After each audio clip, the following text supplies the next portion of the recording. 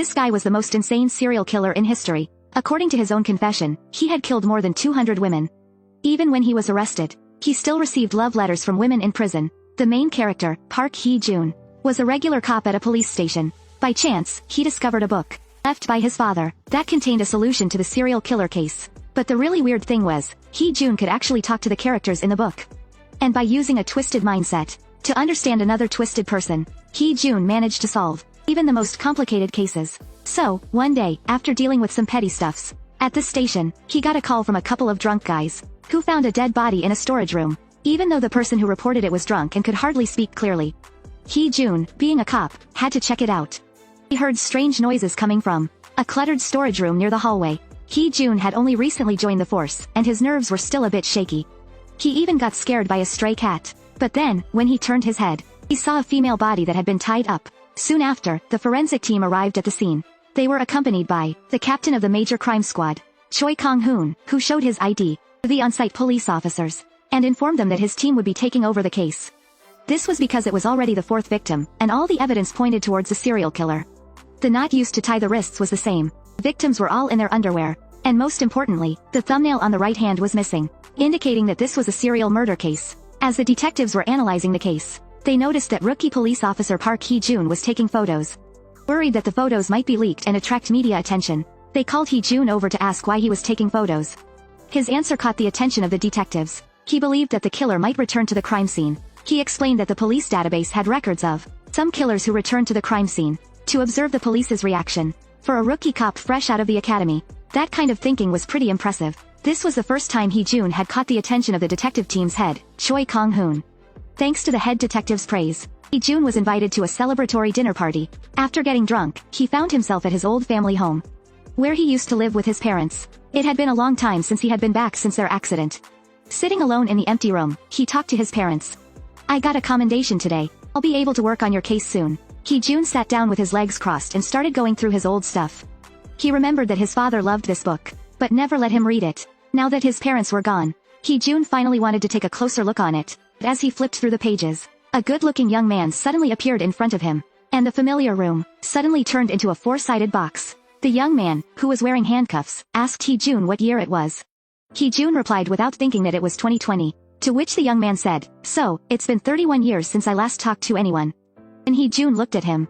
Hee-jun always felt like he had seen him somewhere before. Suddenly, Hee-jun remembered a criminal case from college. Ted Bundy was a notorious serial killer in history, who not only killed more than 200 women, even escaping from prison to continue his killing spree. When others introduced him like this, Ted Bundy seemed to enjoy it. For some reason, Hee-jun thought of a sentence that Captain Choi had said to him before. "We can't catch the killer, 'cause we can't think like them." That was when it dawned on him that it would be difficult for the police to understand the twisted psychology of the killer. But what if it was someone who was even more twisted than the killer? As fellow serial killers, they must have something in common. So Hee-jun tentatively asked Ted Bundy some questions, but of course, he didn't just give up the answers for free. So Ted Bundy proposed a fair exchange, where each person would ask the other a question, and he would go first. He asked Hee-jun, after he died, where did his beloved car go? Hee-jun immediately remembered the Volkswagen Beetle described in the book, which had carried countless innocent girls killed by Ted Bundy. The car was eventually taken by the investigating police officer, and was auctioned off in 1997. Ted Bundy laughed at the fact that the car he drove was disposed of through auction, and found it to be an exciting event. Hee-jun couldn't stand the smug attitude of a killer like Ted Bundy. So he told him to be quiet and started talking about what he wanted to ask. He explained to Bundy about the recent series of 4 murders, where all the victims were young women in their 20s, and they were all tied up in the same way. They were all wearing only their underwear, and had a missing fingernail on their right thumb. Their cause of death was a severe blow to the back of the head. And Hee-jun wanted to know what kind of killer that they were dealing with, and how they could catch him. Ted Bundy responded by asking if they had found any clues at the crime scene, to which Hee-jun admitted they hadn't found anything. Police were all stumped. Ted Bundy didn't give a direct response. Instead, he began telling his own story. He confessed that he had attempted murder before he committed his first killing. He described how he had tried to attack a woman from behind with a stick, but she screamed and got away. Then there was another time he followed a female student into a basement and tried to stab her, but she still survived. The first time, the woman screamed and ran away because he couldn't swing the stick correctly. The second time, he thought he had killed the female student. But the next day, I saw from the report that she was sent to the hospital for rescue and survived. He kept thinking about why he had failed, and then realized that he was scared to kill them. Everyone's first attempt at murder would be clumsy. He said that the killer that Hee-jun described was too perfect. Even he, a great killer, failed twice before he succeeded. No one could handle the crime scene perfectly on their first try. From his experience, he knew that the police only investigated the crime scene, so he always made sure to leave the area as soon as possible. That guy you're looking for has probably made many mistakes outside the crime scene. I suggest you start looking there. The next day, Hee-jun couldn't wait to track down Captain Choi and share his thoughts. When he explained his theory, Captain Choi agreed that it seemed to accurately reflect the killer's innermost thoughts.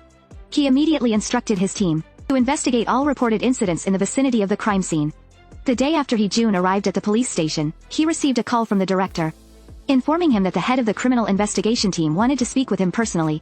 The chief revealed that the serial killer had been caught, and requested that he come to the criminal investigation team. The killer always grinned strangely during police interrogations, leaving the team members puzzled. Despite the conclusive evidence, the killer still refused to confess to the details of the murders. The 4 victims, Captain Choi then changed the subject, and began discussing Hee-jun's work experience. Park Hee-jun, 27 years old, and applied 6 times to transfer to the Serious Crime Squad, but always got rejected due to lack of qualifications. But thanks to the ideas you gave yesterday to help catch the killer, you'll be reporting to the criminal investigation team tomorrow. Upon hearing this, Hee-jun was overjoyed, and rushed home to tell his parents about his promotion. Even though he knew they had died, he felt like he was getting closer to uncovering the killer who murdered his parents, and vowed to climb higher and higher, until he found him. When he arrived at the criminal investigation team, he quickly adapted to the environment and got to work. The urgent task now was to find out why the criminal was not cooperating. Even after the captain came back for another interrogation, there was still no breakthrough.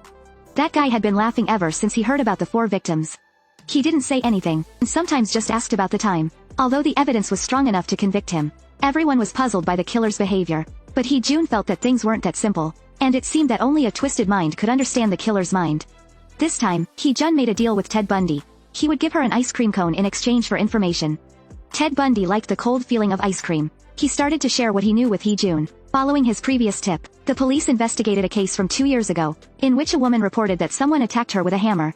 Fortunately, the attacker only left a scratch on her forehead, and ran away when the victim fought back. A month later, a man was attacked while taking a walk at night in the same area. He put up a good fight and managed to catch the perpetrator, screaming for help. The police on patrol nearby caught the criminal. Although the attacker was sentenced to 6 months for intentional injury, he was left with a criminal record. Later, when the detective team searched his home, they found a hammer preserved as a specimen, which had nail clippings, human tissue, and bloodstains on it. But the interrogation process that followed wasn't going on well. The criminal started laughing coldly, and asking for the time. I don't know if you guys have enough time or not, but this guy is really cool, though. You guys found 4 nails and 4 bodies. But why? Do you assume that all the victims are dead? I bet there's still a survivor out there. This sicko was caught before he could strike again. He keeps asking for the time, because he gets off on watching his victims die slowly, even if he doesn't actively harm them. This dude is seriously twisted. He gets pleasure out of killing. Time was running out. Hee-jun finally arrived at the police station. He was eager to interrogate the killer himself. But unfortunately, everyone was still at work, and monitoring everything in the room. You wanna know the time? It's 10:30. He asked the killer if there was still a victim alive, but the killer just wiped his mouth, and acted like he had no idea what Hee-jun was talking about. He even went as far as to deny that he had killed anyone in his house. He said that Hee-jun must have the wrong person, and that he had another secret place where he killed people. It was evident that he enjoyed killing people, and that he could feel the same pleasure just by sitting there. When Hee-jun pointed this out, the previously calm criminal suddenly began to laugh, clearly revealing his true colors. Just as Hee-jun was about to continue questioning the suspect, the detectives from the monitoring room suddenly rushed in. They were a bit impulsive, but they didn't hurt the man. However, he still refused to confess the whereabouts of the survivor. Once everyone had calmed down, Captain Choi instructed Hee-jun to resume the interrogation. While he led the team to search all the man's properties, the man remained calm throughout the search, indicating that he had a very secret place to keep the victim. He was confident that the police could not find the survivor within a reasonable time. If they want to make him talk more about it, they needed to try a different approach. Hee-jun said, "I saw the nail clipping specimens you made. They're quite a unique piece of artwork." The man seemed to have a look of joy on his face, as it was the first time he showed any human emotion.